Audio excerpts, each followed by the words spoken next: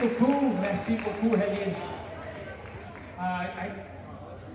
I'd like to ask the president of the festival, my lovely daughter Jessica. Oh, here she comes running through the field. Please make her feel welcome, the president of La Kermesse for these past 10 years now, Miss Jessica Quattrone. I'm gonna have to catch my breath here. Thank you so much. So I just want to say a big thank you. And welcome. Welcome to the festival. So we've been working hard the last 2 weeks, but I gotta tell you, this is one of the best years. It's come together nicely, it looks nice, it feels nice, you know, everybody's working hard together. The city, everything just came together so nicely this year. So we feel like this is gonna be one of the best ones. Poo-poo the rain yesterday, but that's okay. Sunshine tomorrow and Sunday, so we're happy. So thank you so much for being here, and I hope you guys really enjoy yourself. Thank you again. Joseph Plamondon. His family is here, Mignon is here, Gary's here. They're in the front here, well represented. But this festival would not exist without the dream of Joe Plamondon, his wife, without Norman Beaupre's work over here, without Judy Cadenet, sitting here somewhere. There were 7 brave souls that started La Kermesse in 1982. That's 37 years ago. 33 years ago, I was invited to join the board in 1986, and it's been the time of my life. I've spent half of my life on St. Louis Field with my family, with my wife Nancy, with my daughter, with my son, dedicating our service to our community to help put this festival together. And I'm proud to say that I knew Joe, that he had a great dream. I'm hoping we're trying to get back on those lines that he started. We were shot down a couple of times, but we bounced back. And La Kermesse, I think, is stronger than ever because we've got some... Before I even begin, I want to thank a couple of people. I want to thank Dennis Natalia, who has been so instrumental in putting together a lot of the different parts of this with the awards and so forth. And I want to thank Diane Sear, of course, who's got this tremendous energy. And having her as president of this organization has been one of the most fantastic things to watch because I think she's a real shy person.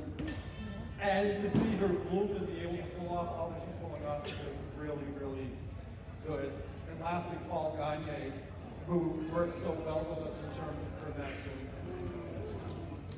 So that being said, you know, I'm an old history teacher by trade, and I really, really love history. And La Kermesse is important to me, so being here is special in and of itself. But over the last couple of years, what we've been doing, we talked about people in Biddeford who are special. And when we started talking about some of the people that have lived in Biddeford over the many years, and we realized that there's a lot of talented people who have gone unnoticed. You know, oftentimes as mayor, I talk about the president, and talk about how Biddeford's a great city, and I talk about the people, and I talk sometimes about the things, whether it's the coastline or whatever it happens to be. But the foundation of all we are as a community is the people.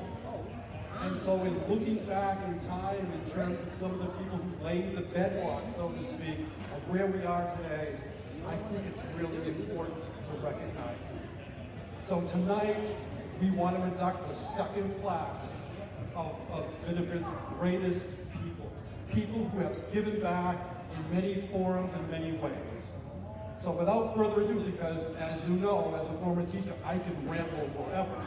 I think it's important that we get the program going. So why don't we start with the first inductee.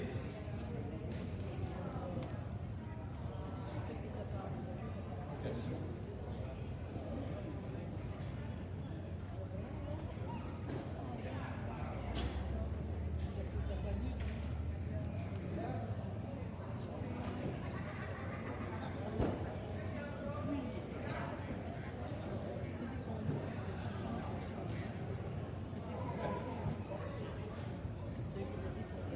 the first inductee tonight. And what we're going to do, we have a plaque here. These plaques will go in City Hall. We have an additional plaque that will be given to the inductee. This is to my friend, Dr. Norman Beaupre, author, professor, Franco-historian. Norman Beaupre was born in southern Maine and grew up speaking French in Biddeford, Maine. He did his undergraduate studies at St. Francis College in Biddeford Pool and did his graduate work at Brown University. He received his PhD in French literature in 1974. In 2000, he became professor emeritus after 30 years of teaching Francophone and world literature at UNE. Traveling extensively, Dr. Beaupre spent 2 sabbaticals in Europe where he found inspiration for several of his books. He has received numerous awards and recognitions both at home and internationally for his writings. Locally, Dr. Beaupre's contributions include serving as president of the La Kermesse Festival in its early years, coordinating pastoral care services at Southern Maine Medical Center, as well as serving as the director of the Francophone Center at St. Francis College. He also served as president of the Biddeford Historical Society. Dr. Beaupre writes in French and in English. His first book, La Plume et la Couteau, The Life and Works of Adelaide Cote, was published in 1982 by the National Materials Development Center in Bedford, New Hampshire. It is now being reprinted. Dr. Beaupre has just finished his 24th book, entitled Of Boa Constrictors, Elephants, and Imaginary Whales, Cautionary Tales. A set of stories of the creative imagination that remind the reader that sometimes one needs to be cautious in what one does or hears. Dr. Beaupre remains a strong advocate for the preservation of the Franco culture. He proudly declares himself to be bilingual and bicultural. Dr. Norman Beaupre.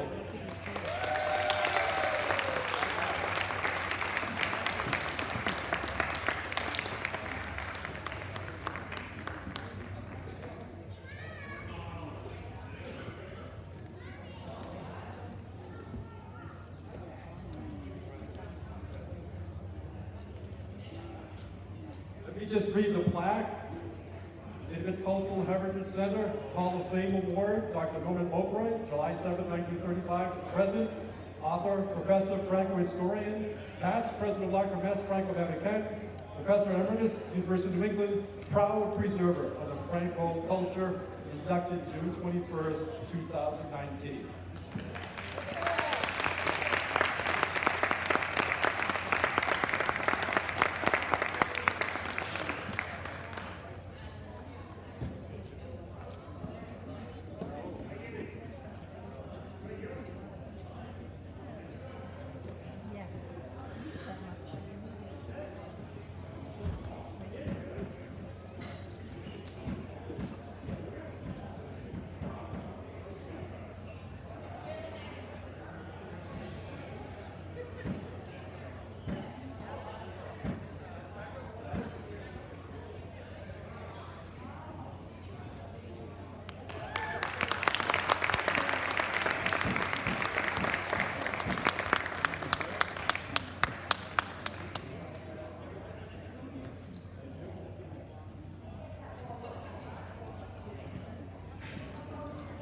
It's always special when somebody wins an award like this and somebody really respect.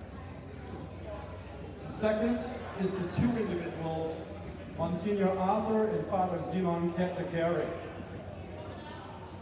Arthur DeCarry and his brother Zenon grew up in a wealthy Montreal family. Both became priests and arrived in Biddeford as missionaries for the benefit of the many French Canadians who lived in the community. Both men were deeply loved and revered by the parishioners. In order to embody his dreams and concerns, Monsignor Arthur DeCarry, who was ordained in 1899 and became pastor of St. Andre's in 1919, drew upon family financial resources as well as contributions. With those funds, he established programs for children, childcare for mothers, St. Andre's Elementary School, including a convent for teachers, and the Stella Maris Star of Sea Orphanage. He also founded the St. Andre's Home for Unwed Mothers, Notre Dame Hospital, Marie Joseph Academy, and St. Francis College. In 1930, some of Monsignor's family funds, along with the funds from St. Joseph's Parish, were used to build St. Louis High School.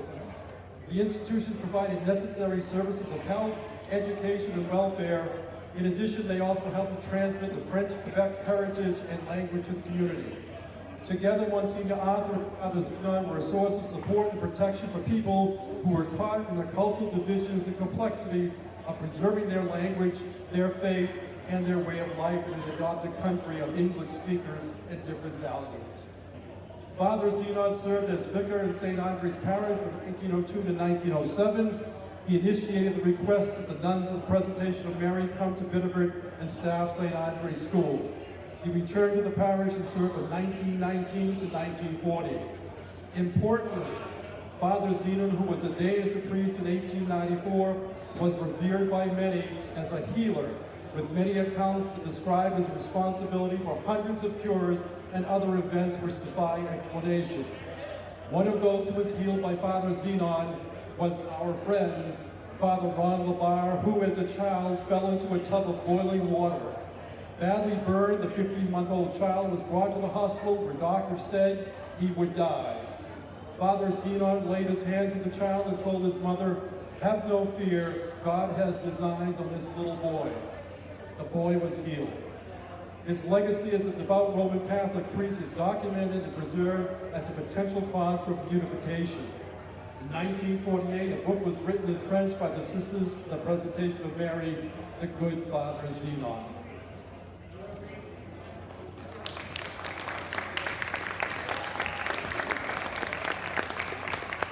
There are some individuals that are going to be accepting this.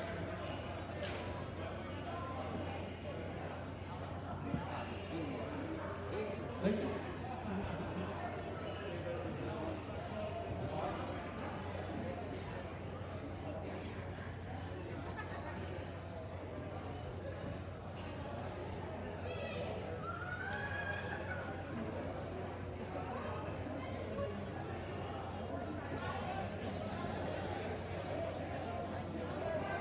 What's really interesting to me is when I was looking at his biography, how many institutions he created.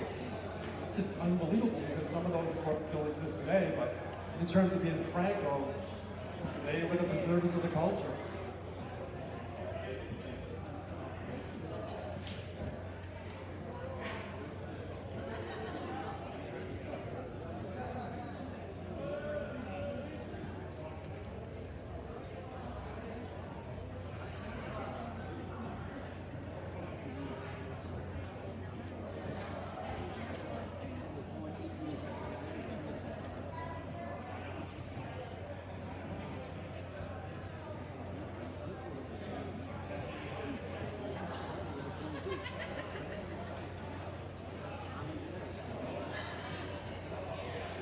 Next inductee, Dr. Helene Fortier, June 6, 1920, October 16, 2008. Compassionate, generous, humble. A graduate of the College of Saint Marie in Montreal, Quebec, Helene Fortier later studied medicine at Laval University in Quebec City, PQ. He interned and did his residency at l'Hôpital Hotel Dieu in Quebec City. During the Korean War, he served in the U.S. Army for 2 years in the Medical Corps as a captain.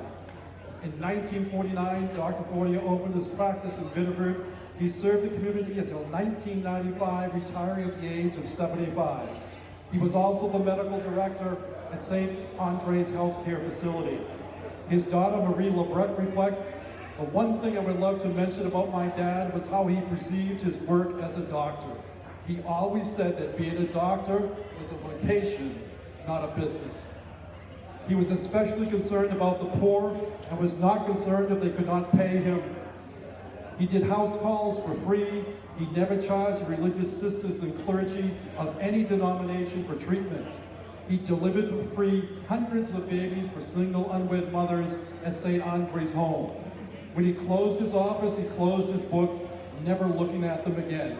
He didn't want to have to be chasing people for money, and he didn't want to be upset by any outstanding bills. He felt that he, in taking care of the poor, was none the poorer for it. He took care of God's people, and God in turn took care of him." Dr. Helene Fortier. If the family would come up, please.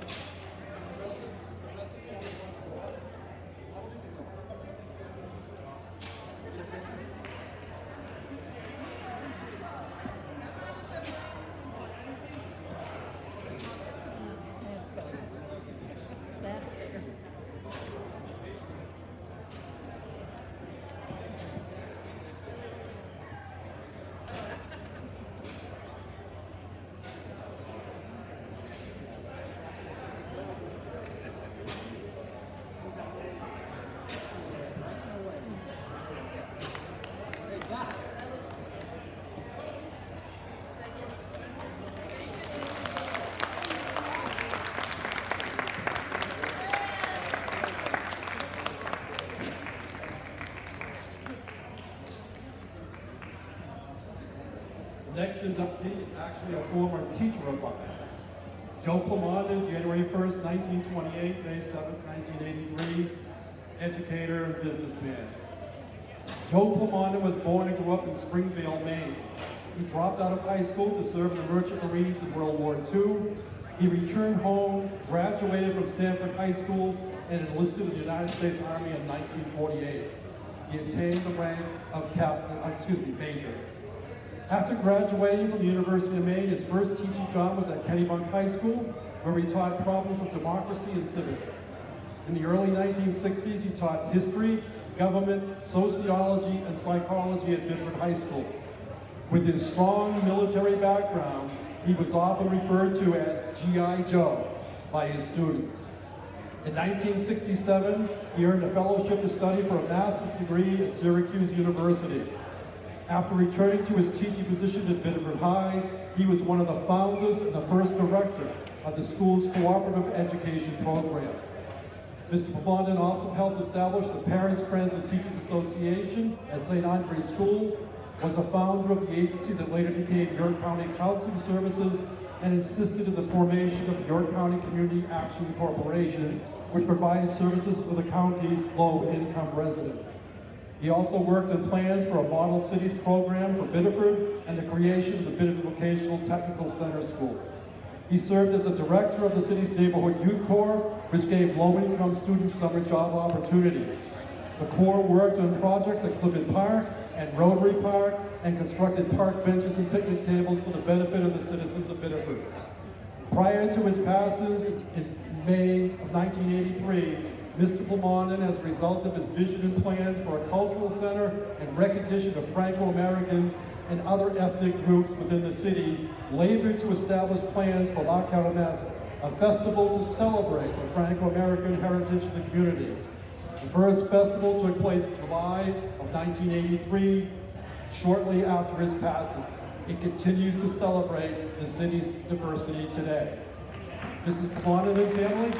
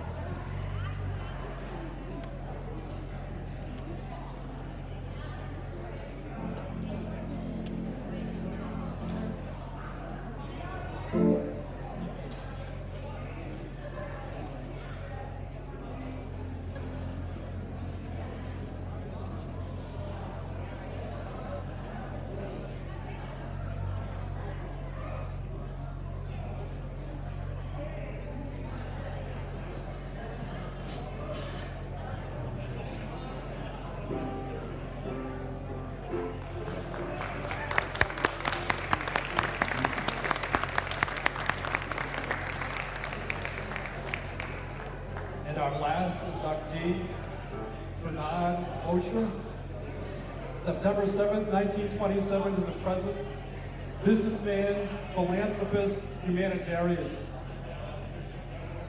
Bernard Osher, a respected businessman and community leader, started the Bernard Osher Foundation in 1977, which seeks to improve quality of life through support for higher education and the arts.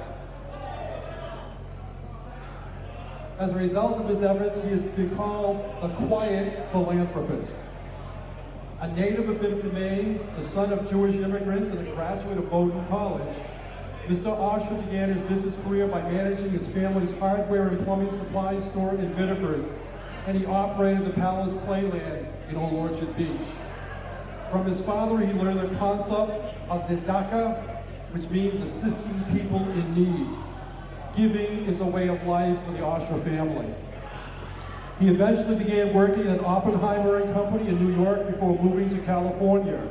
There he became a founding director of World Savings, which became the second largest savings institution in the United States after its purchase by Wachovia Corporation in 2006. A collector of American paintings in the mid-19th and mid-20th centuries, Mr. Usher purchased the fine art auction house of Butterfield in 1970 and oversaw its growth to become the fourth largest auction house in the world. In 1999, he sold that company to eBay. Mr. Usher has been affiliated with a number of philanthropic and nonprofit boards and currently serves as vice chair of the American Himalayan Foundation. He is a recipient of numerous honorary degrees and is a fellow of the American Academy of Arts and Sciences class of 2009. He and his wife, Barbara Usher, Honorary Consul General of Sweden and California, conduct their philanthropy through the Bernard Usher Foundation, the Bernard Usher Jewish Philanthropies Fund, and the Barbara Usher Pro Suecia Foundation. Both Ushers have signed the Giving Pledge, dedicating most of their wealth to philanthropic causes. In 2006, for example, the Usher Foundation donated $732.2 million to support educational funding in the arts. Mr. Usher is unavailable today. He's getting an honorary degree in Chicago, and his family is not able to be here either. So on behalf of the Usher family, Mr. Bob Sear will accept the induction.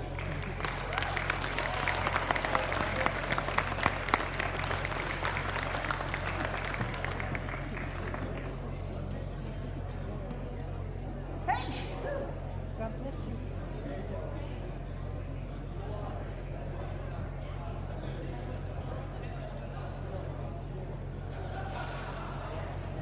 As we close, just a couple of things. First off, some special banners have been constructed by the Cultural and Heritage Society.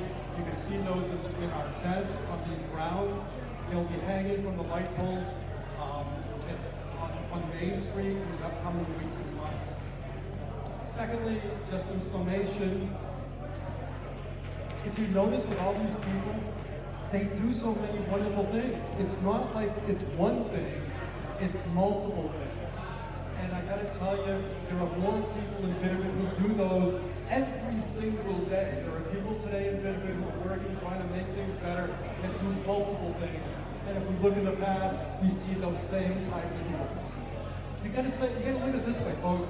We are really lucky to live in Biddeford, Maine, because we have the history, and we have the present, and we have the future. So thank you very much.